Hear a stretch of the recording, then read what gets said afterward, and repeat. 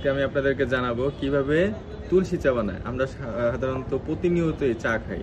চা হচ্ছে আমাদের একটা ক্লান্তি দূর করার একটা মাধ্যম আর কি।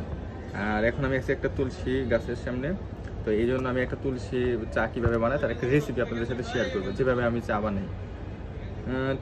তুলসী কিন্তু চাটা খাওয়া অনেক উপকার।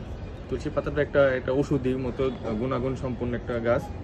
আর এই চা খাইলে আপনার অনেক ধরনের আপনার রোগ বালাই থেকে আপনি নিরাময় হতে পারবেন। বিশেষ করে কাশি, ঠান্ডা, এই জনিত যে সমস্যাগুলো, এগুলো থেকে আপনি সহজেই উপকারিতা পাবেন। তো আমি এখন কথা না বাড়িয়ে এখন আপনাদের সাথে শেয়ার করবো এক অজানা রহস্য, সেটা হচ্ছে তুলসী চা কীভাবে বানায়। প্রথমে আপনি চা বানাবেন যেভাবে আমরা রং চা বানাই। রং চা বানানোর পরে তুলসী পাতা দিয়ে দেবেন, তাহলে হয়ে যাবে তুলসী চা।